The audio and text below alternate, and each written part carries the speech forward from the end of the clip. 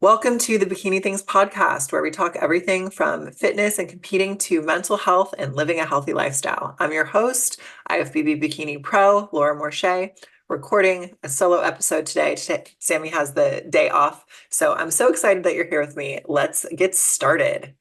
Today's episode is going to be a fun one, and hopefully if you are watching on video, I'm not sure what is going on with my webcam. I look quite blurry, so I'm hoping the video comes out well when the final product is done. But if not, we're just going to be a little bit blurry today. So the things that we're going to cover, things I want to cover with you guys is the Pittsburgh Pro. So we just had the bikini prejudging and finals yesterday, Friday, May 10th. Today's Saturday. And so the men are going on for prejudging and men's physique for finals later today. So we wanted to get this update out right away. This is such a prestigious show. And if we really think about the shows in the IFBB and NPC, I would consider this the third most prestigious show after the Arnold. Like really, the Olympia and the Arnold are kind of in a league of their own in terms of the prestige. Obviously, the Arnold is invite only. Olympia, you have to qualify. It's a show that any pro can enter, although typically you want to be a high-level pro, an Olympian who's doing this show because it is so competitive. And I believe in the bikini lineup, there were 15 Olympians, which is crazy. That's so many. It was such a stacked lineup. I had such a hard time trying to predict the top call out. I mean, a handful of them I think were pretty given, but there are so many good athletes in this. It truly depends how everyone shows up that day. And so we definitely saw that. Hopefully you guys got to watch the live stream, but if not, I'll show some photos and things from NPC News Online. So here's our first call out right here. This one a little bigger. So here's our first call out. And so in the middle, we had Amy, Ashley Kay in this group of 8. So it was definitely looking like one of the two of them would be taking it home after prejudging yesterday. Amy was the incumbent. Ashley, I believe, has won the show in the past. India Paulino as well over here. She hasn't competed in a while, or she's really one of the OGs of bikini. She's won this show twice in the past. So you had a crazy stacked lineup. I mean, really, our top 5 ended up being Vanya, Amy, Ashley, Tara, and Maria Costa. So that was pretty clear. And the way they did the prejudging is they had this first call out. We also have Britt Gillespie, like I mentioned, India Paulino, and I think it's Valerie Fedorenko from Ukraine. It was nice to see her in there. She looks to be about like 5'6", 5'7". So it's nice to see a taller-ish athlete in the show. Most of these ladies are, somewhere in the range of like 5'1" to 5'4". So just for my own selfish reasons, it's nice to see taller athletes making it in that group. So anyways, they had the top 3, Vanya, Amy, and Ashley, dismissed fairly quickly. So they, obviously they brought out the first call out after they did the initial look. Meaning initial group comparisons. They had everyone come out for individuals in alphabetical order, and then they start doing the first call out. So pretty quickly after lining these ladies up, they put Amy and Ashley in the middle, essentially immediately. Vanya and Tara were off to the sides, and then they flipped them around, I think once or twice, had them do a walk to the back, and then they dismissed Vanya, Amy, and Ashley. So you pretty much know, okay, there's our top 3 right away. And then from there, let's see, we had kind of what would be rounding out the rest of the group. So here they then had Tara and Maria Acosta in the middle. So these two ladies kind of looking to be in that 4th or 5th place spots. Maria ended up in 4th, Tara ended up in 5th. And Tara was actually just on Bikini Things last week, you guys. So go check out her episode. She is such a sweet person, such a kind, wonderful soul. And she truly just like has, I don't know, like the least amount of desire for unhealthy food or anything like that. Like her mindset with competing and her focus is incredible. She's a great athlete. She's a former Equinox trainer. Like I've trained with her before. Her form, her technique, everything is on point. And I think that clearly shows in her physique. So anyways, go watch Tara's episode. So these two were in kind of that 4th, 5th place spot. And then at least in the call out photos, you had India, Valerie Fedorenko, Britt Gillespie and Brittany Hamilton kind of rounding out that top 8 to 9. And then we had Ariana Brothers, who I believe she finished 7th at the Olympia last year. She was actually someone I was thinking would be in the top 5, so it was a little surprising to see her out of that top 5. I'll be curious to hear what her feedback is. I haven't looked. Maybe she's posted on social media. And then I believe this is Sharon Ross, but let's double check the scorecards. So this was kind of that, mix of the first call out into the second call out. And that's kind of the way they did it. I think they dismissed this group and then brought the rest of the ladies out for a call out. So let's just quickly look at the scores. So when we actually go to the scoring, we have Amy in first, Ashley Kay in second, Vanya in third, Maria Costa fourth, Tara Greer in fifth. We had India Paulino 6th, and then in 7th was Brittany Gillespie. She's local here to Southern California. I'm hoping that maybe she will agree to come on the podcast soon. She's qualified for the Olympia. We had Valerie Fedorenko in 8th, Brittany Hamilton in 9th, and then yes, Sharon Ramos in 10th. After that, we do have some heavy hitters still. So like Ariana, she got 11th. Reina Perez Macolco, hopefully I'm saying that correctly. She was in 12th. In 13, we had Maya Estabi. She's a past Olympian. She always normally places really well in her pro shows. Fellow Fit Body Fusion teammate. We had Allison Testu, also past Olympian. Crazy waistline, crazy taper. She was in 14th. And then who had 15th here? Who was 15th? Oh, Yulia Baba. So Yulia, also such a sweetheart, love her. Last year, she qualified for the Olympia. We got to room together at the Clash in Charleston last year, and we just had a great weekend together. So I'm always rooting for her. It was great to see her in red. And let's talk about, to you guys, let's just talk about the trends that we are seeing. So here's our first call out. So do we notice a color theme here? Like red last year and this year it's having its moment. These things really come in waves, because a few years ago, I think like 2019, 2020, all the top girls were typically wearing like blues and purples. I do like that we're getting more experimental. Like Tara, for example, she started rocking this pink this year, which I absolutely love on her. I love that some athletes like Maureen, Jordan have been a little bit experimental and really opened up the field for us to try a lot of colors. But red is really, really having its moment right now. That's for sure. So we saw a lot of ladies in red. I don't think, and actually, you guys, I'd have to go back to all the photos, but I don't think there was a single athlete in green yesterday. So kind of interesting, because what I'm seeing, at least in these Southern California shows here, Muscle Contest, Anaheim, San Diego, LA area, I'm seeing a lot of green suits. I think largely because Jennifer Dory rocked the green with her Olympia win last year. But green in general, it tends to be one of the 4 like safe colors. When we think of the traditional safe colors to wear on stage, we've got red, we've got blue, we've got purple, and we've got green. And the safe colors too would technically be the jewel tone. So like royal blue, royal purple, emerald green, bright red, right? And there's some shades of that. I really love, I think Britt Gillespie, I believe she's wearing the iris fabric from Toxic Angels, which is kind of this medium purple. And with her blonde hair, I just think it looks so beautiful. She's someone who used to wear a lot of green in the past, a lot of dark green, but I really do love this brighter color on her. I think it just makes her pop.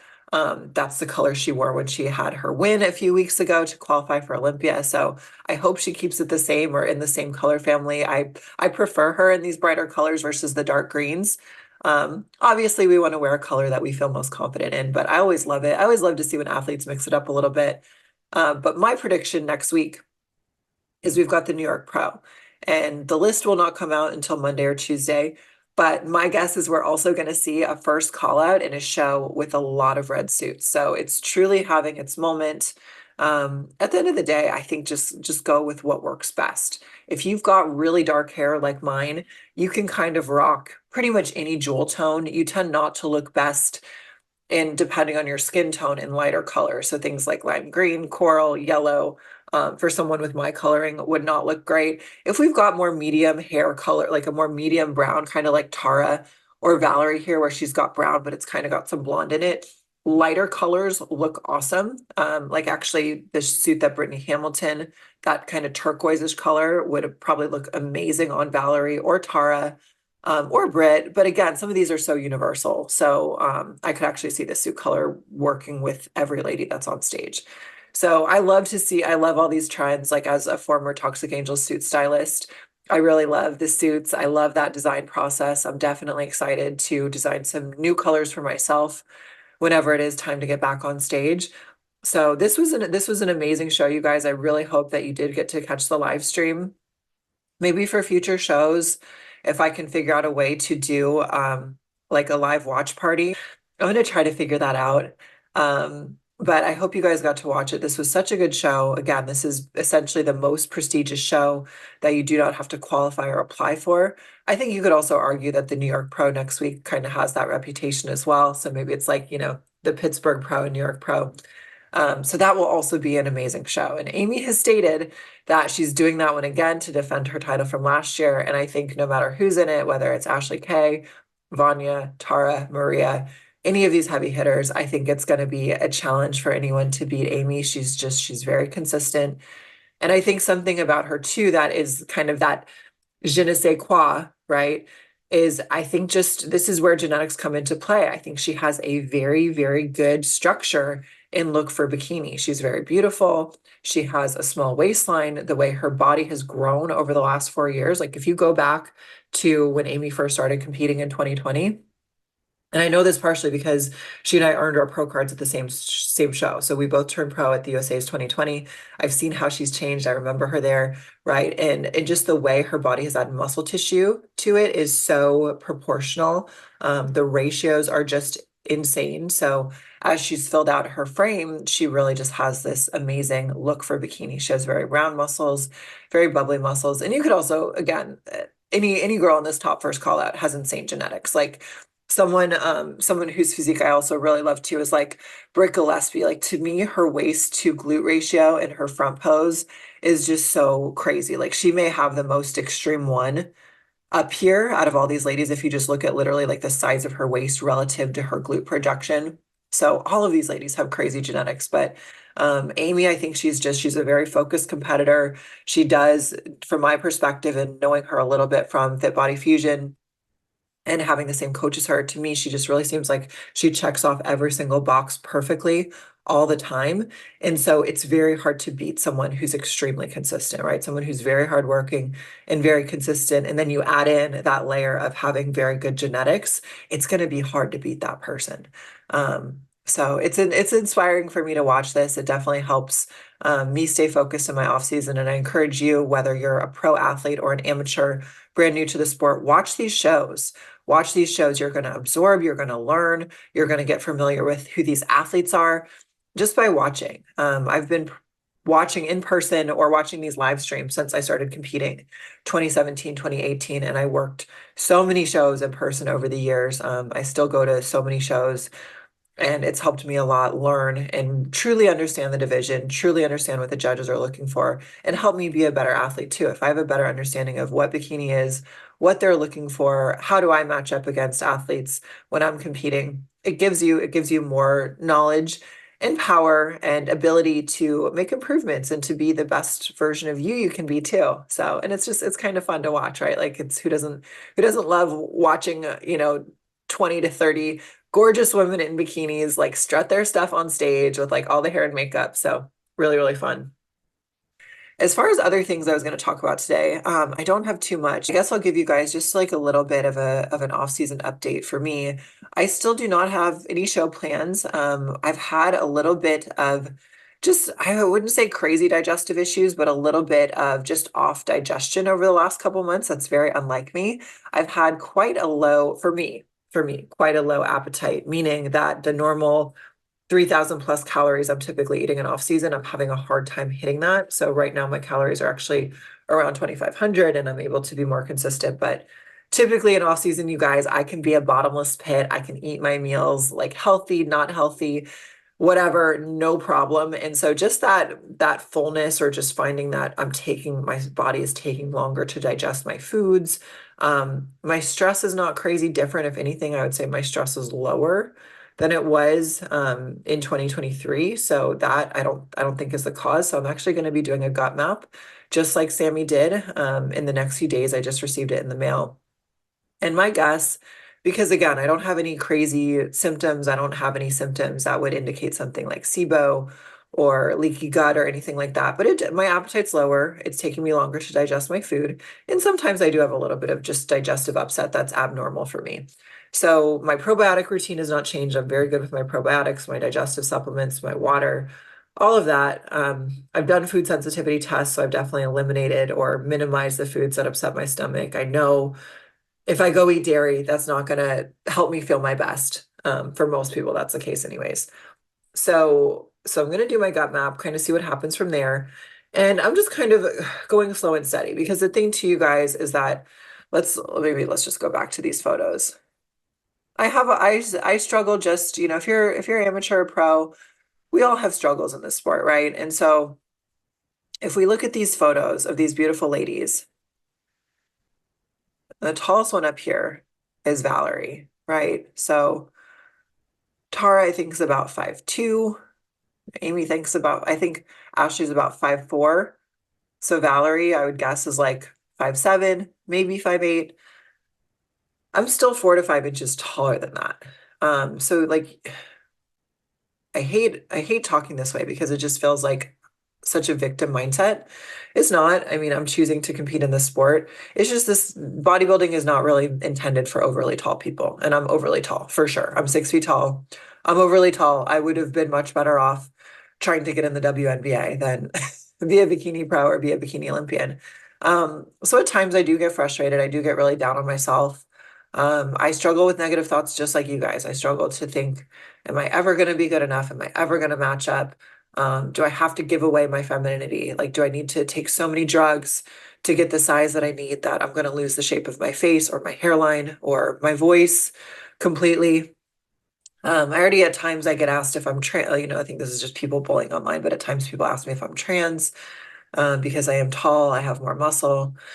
So it's, these are heavy duty things that I never thought I would have to think about. Bikini it's changed a lot since it first started, and it's changed a lot since I first started competing. If you go back to 2016, which is when I started competing, and you look at what Courtney King looked like when she won the Olympia, it's quite different. It's not as much muscle, not as lean, not as dense.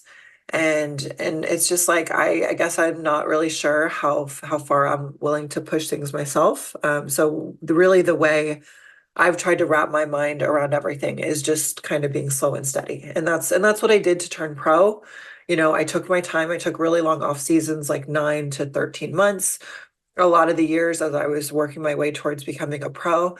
And so this will really actually be my first long off season as a pro, like for real long. So my first year, when I first qualified for or won my pro card, I only had about 4 months off before I started prep. So my pro debut was 7 months after I won my pro card in December 2020. So I had 4 months. So for me, honestly, I don't think I've done well with off seasons that short. I usually need a lot more time to just make improvements, feel good with food. Like I am a person where I need to have some freedom. I need to be able to go out to eat at a restaurant enough time so that in my prep I'm not missing food or I'm not thinking about food. I've learned that from myself after I do have a long off season.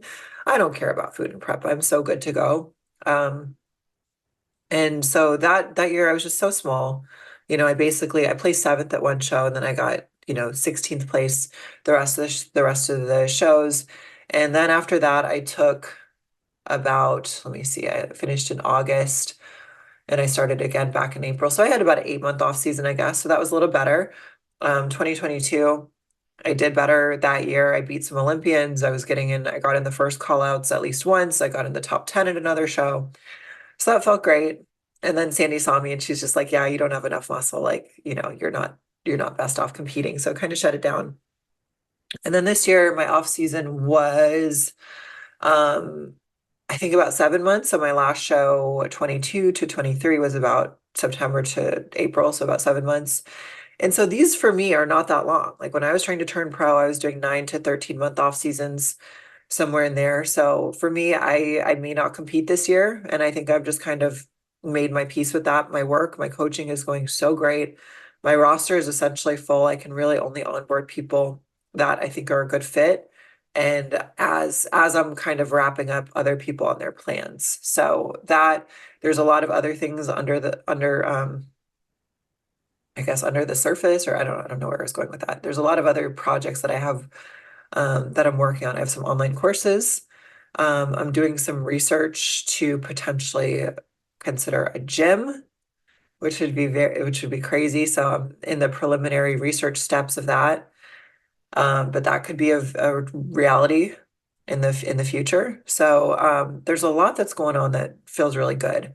And so my focus is just about making the improvements I need to make, building and shaping my physique in the right way. And while I am taller, and that's naturally a disadvantage in a sport like bodybuilding, I do have a small waistline. I do have the right shape for the division. I do have the right look when the hair and makeup are all on point. So I try to keep it as positive as I can. Know that we're always going to doubt ourselves. We're always going to be our own harshest critics. We're always going to judge ourselves more harshly than other people judge us.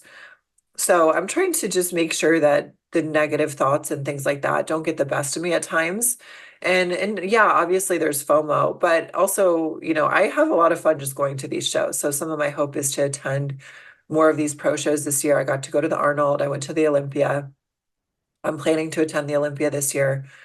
So it should be a really great 2024. I have a lot on my plate as is, and so I don't know that there's room for competing just yet. It's not that it's impossible, but if I did, my guess is it'd probably be later in the year, maybe like I start end of summer to hit a show or two at the very end of the year potentially. But if not, it may be 2025. So Sammy is on her prep, she's doing her thing, so I'm probably going to try to make it to her show, the Patriots in Vegas in July. That was my pro debut back in 2021. So that would be a really fun girls weekend. Sammy, she's tall. She's probably more of like a Valerie size. And to me, she really does look like she's putting on a lot of great shape and size. And that was really just her feedback last year. She's got the balance. She's got the look. It's just a little more, like a little more glutes, a little more shoulders, just continuing to fill out her frame. And to me, seeing her, recording with her, she looks very full. So I'm excited to see how she brings it all together this year. I think it could be a great year for her. She was placing top 10 at shows last year in her rookie pro season. So I think it's really just up from here for her. And she's got her gut health sorted out. She's working through all that. She's doing the right things. So that'll be very cool. With that all in mind, I don't think I have anything else. We will be doing some recaps, etc., on the New York Pro, more topics, more guests. And as always, you guys, please, please, please send me your requests, send me your ideas. We will probably do a listener Q&A episode in the near future, but let's say there's like a pro you really love that you want us to chat with. Let me know who that is. We will hit up these ladies. A lot of them I've competed with, a lot of them I know personally. So I'm hopeful that we'll have a lot more guests on the pod in the future, both in person and virtual. So thank you guys for listening. As always, subscribe to the channel. If you're listening on audio, don't forget to rate, give us a 5-star rating. Share it with your friends, share the podcast with a friend, whether it's YouTube, audio, whatever. We appreciate you guys. We love you. Have an amazing day, and we'll catch you in the next one.